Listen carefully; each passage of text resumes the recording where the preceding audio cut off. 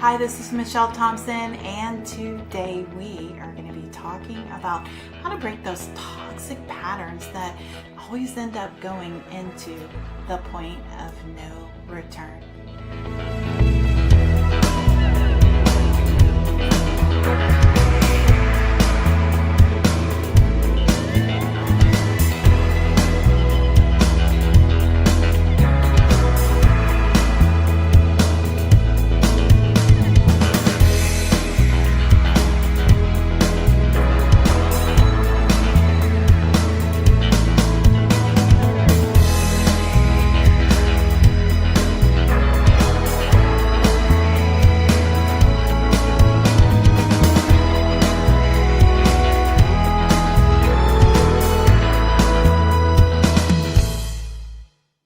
Good afternoon, everyone, and today we're going to be talking about recognizing patterns and stopping them from going to the point of no return.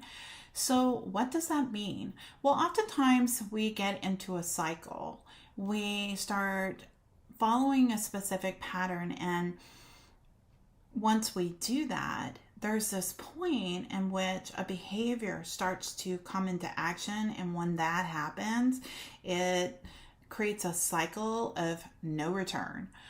So let me give you an example so you know what I'm talking about.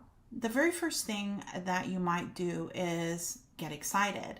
You get excited about this new venture that you're going to endeavor.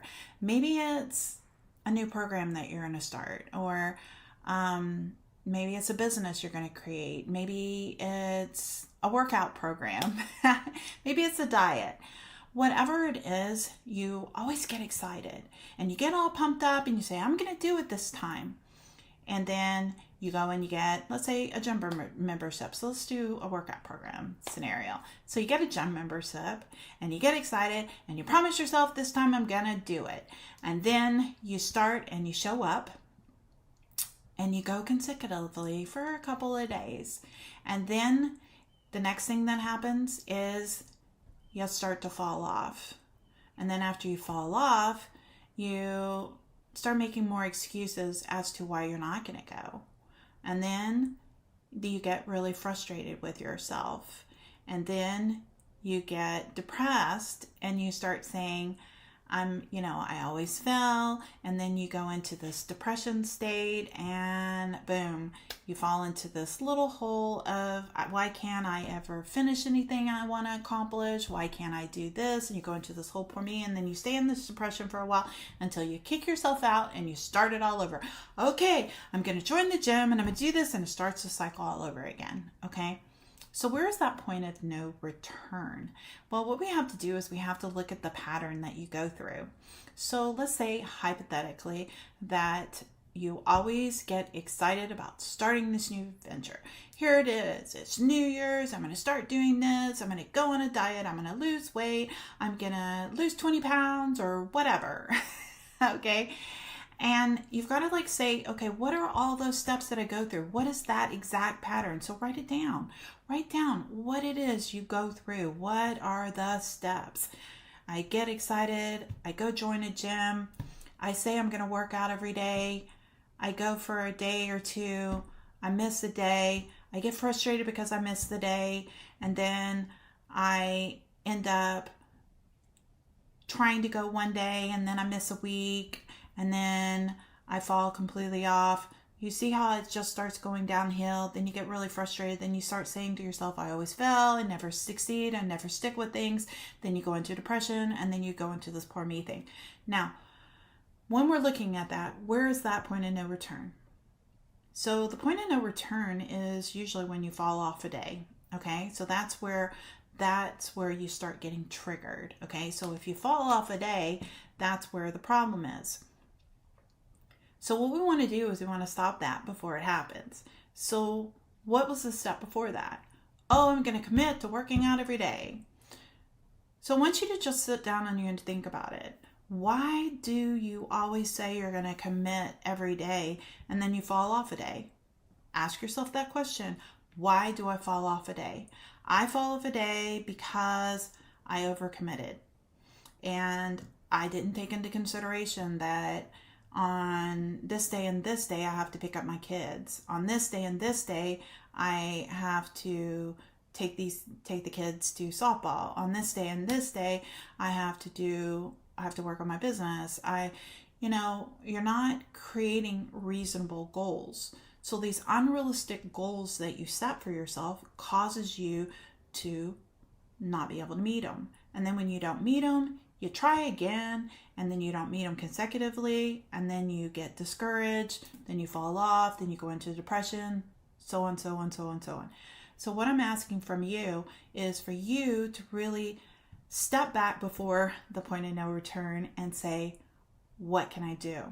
Well, you can set a reasonable goal. What is reasonable? Sit down and look at your schedule. Really look at the schedule and say, what is reasonable that I can meet? Not what you want to do, what you really want to try to force yourself to do, but what's a reasonable action. And if you beat that, if you go over it, then at that point you're always succeeding and doing better. So what would be a reasonable goal? Looking at your schedule, on this day and this day I have to pick up the kids, and this day and this day I have to do this, So I want you to look at your schedule when you know that you can do it right, okay? When can you actually dedicate that certain amount of time towards that? So if you do that, then you can say, okay, reasonably I can go 2 times a week. And then you can set in that I'm going to do this on this day and do this on this day, and you know that you can commit to that, then you don't fall off. Or maybe you can reasonably go 3 times a week. When I decided I was going to start a workout program, I really wanted to do it in the mornings. I wanted to do it in the mornings because that's when I feel like I'm at my best. I'm really at my best from early in the morning till about 3 or 4 o'clock in the afternoon. And then once that point hits, 4 or 5-ish, I get tired and I just don't have the energy. There's always things that come up after work that I have to do. And there's things that kind of get outside of my control. So I really wanted to do it in the morning, but I found that the morning times weren't working for me. and I was setting up a goal that was unreasonable for me because there's all these other things that I have to do in the morning. So for me to reasonably be able to do that, that would mean that I would have to get up at like 4 or 5 o'clock to do that. And I'm sure really wasn't really willing to get up at 4 o'clock in the morning. So what I had to do was I had to look at my pattern and see why it was a problem. The problem is that I was picking a time just because I wanted it, but not because it was reasonable. So what I did was I really looked at my schedule. When do I have free time? So I decided that I would go Friday, Saturday, and Sunday. Now I wanted to work out more than 3 days a week, and I wanted to do every day, and I wanted to do it in the mornings, but I made a compromise with myself.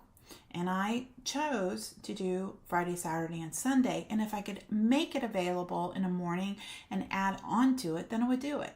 So this way I'm not setting myself for failure and I'm not going to the point of no return. So let's take another example.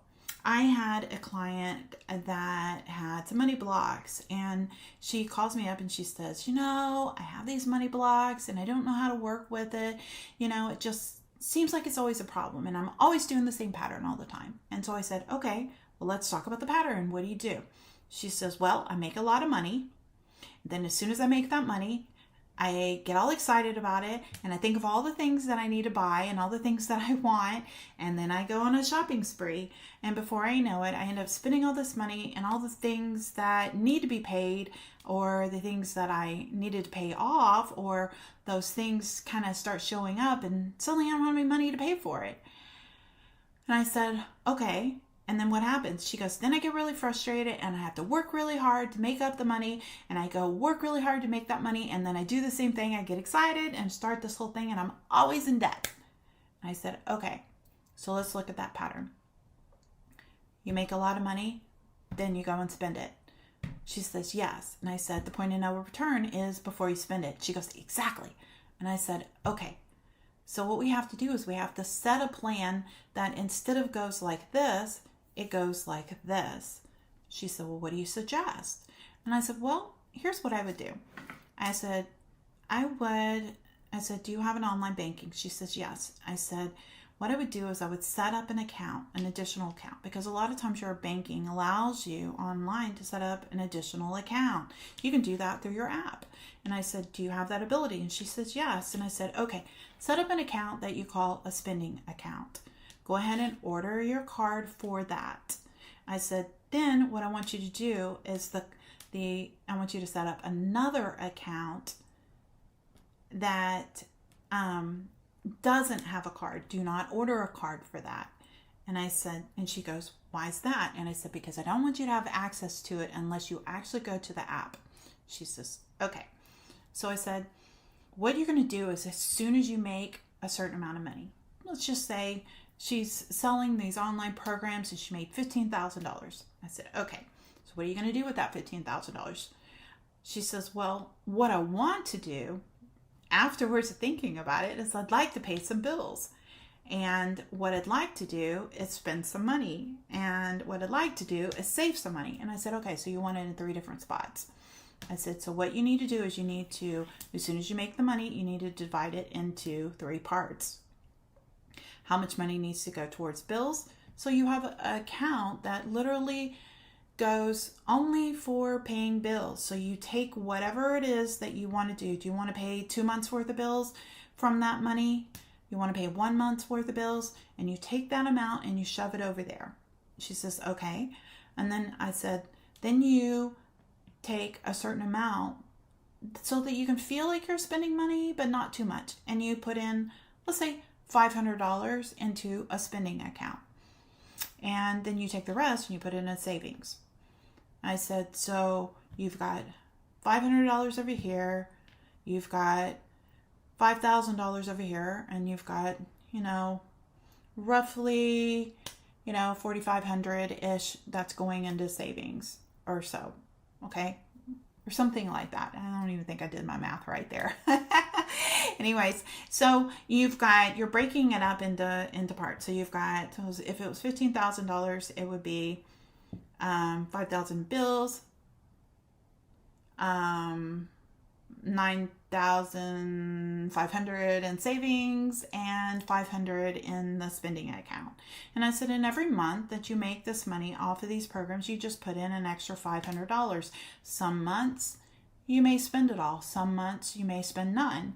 And so you just kind of create it. You can either let it build or you can go and spend. And so anytime that you want to spend money, you go to that. And when it runs out, you don't have any money. So you spend it all, just like that feeling. I like to spend it all. So you give yourself the opportunity to spend the whole $500 versus spending the whole $15,000.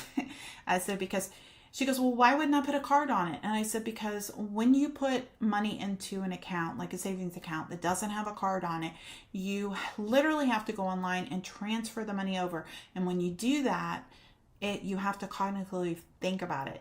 Do I want to do this? Is this the right decision? Should I do this? And it makes you stop and think before just literally handing over a card and saying, here's my credit card, let's buy this. She started to apply the system, and she changed the pattern by shifting where the money was that she could access. I can only spend what's on here, okay? And she started doing that for herself. I've actually had clients create gift cards for themselves and do it that way. Every time they made a certain amount of money, they had gift cards, and they saw it as like a present, and they'd always have these gift cards. They was like, okay, I have $100 on here. I have $500 here. This is my spending money. I can go spend. There's a lot of different things you can do when it comes to that kind of thing. That's the point of no return. I have another client who has, if you're driving, and we've been working on this thing for a little while, this getting in the car and driving, and she's been successfully able to get to a certain point. But when she gets to this one street, she starts stiffening up. Okay, so we went through the pattern. She gets down the street, she's okay. She gets to the light, she's okay. When she gets to the light and she turns, her body starts stiffening up. Then she goes all the way to the end of the street. Her heart starts racing. then when she turns, she stops being able to breathe. Okay. So I said, where's the point of no return? And to her, she was like, oh, it's when I'm having the full-blown panic attack. And I said, no, your point of no return is when the body starts showing me signals. That signal of you start tightening up. She says, oh, okay. I said, so what we want to do is you want to create a different action that prevents the body from stiffening up, because if your body doesn't stiffen up, then the heart won't race, then you won't go into not being able to breathe. So what we did was she would stiffen up when she got to the end of the street. Okay. Now I said, what you want to do is you want to tell yourself, when I get to the end of the street, I'm going to relax. I'm going to relax. I'm going to sit at the stop sign and I'm going to breathe and I'm going to relax and I'm not going to allow my body to stiffen up. So she did that.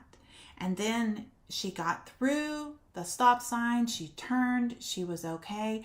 I said, you also have a second one, which is at the end of the street when you start to go into the full-blown panic attack. So you want to go ahead and tell yourself, I'm still relaxed. I'm so relaxed.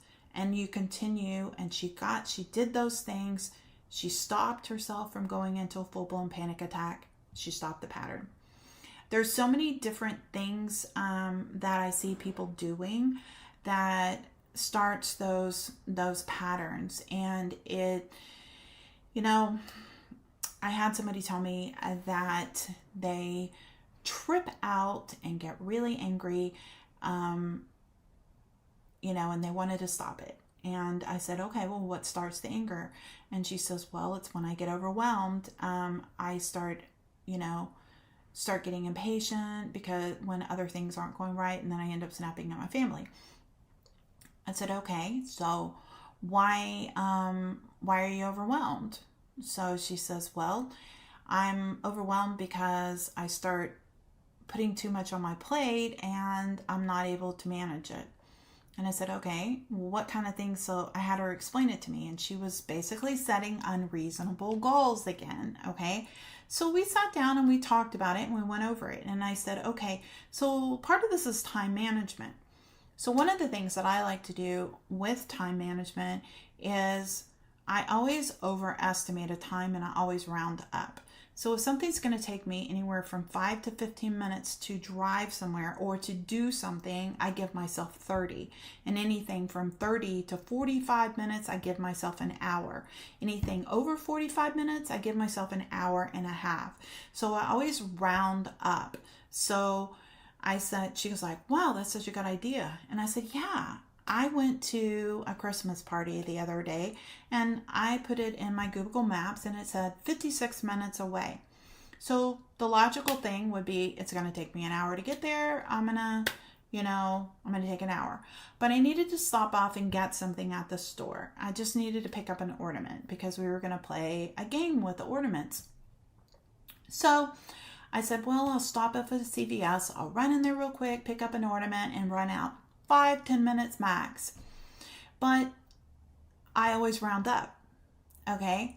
So what I decided to do was, because remember, if it's over 45 minutes, I give myself an hour and a half. So I gave myself an hour and a half to drive there. And instead of the 5 to 15 minutes, I gave myself 30 minutes. What happened was I went into the store. I couldn't find an ornament. They seemed to be sold out. Everything was gone. I'm looking all over trying to figure out if I can make do ornament. Is there anything I can pretend like it's an ornament? Is there anything I can do? I found some comical ornaments, and I was like looking around and started asking people, and I ended up spending 30 minutes in the store, and then I had to wait in line. So when it all came down to it, I actually gave myself 2 hours to do something that should have taken me an hour and 10 minutes, according to most people, right? And, but I gave myself 2 hours and I actually got there 10 minutes early. So it ended up taking me an hour and 50 minutes to do something that I thought should have taken me an hour and 10, but I gave myself 2 hours. Okay. So I'm going to kind of go over that again. If it's 5 to 15 minutes, I give myself 30. If it's 30 to 45 minutes, I give myself an hour. If it's 45 minutes to an hour, I give myself an hour and a half. So I always round up. Okay. So that was something I explained to her, and then she said to me, wow, that's really great. If I give myself that extra time, that's gonna help with my time management. I'm not gonna overextend myself. And I said, exactly.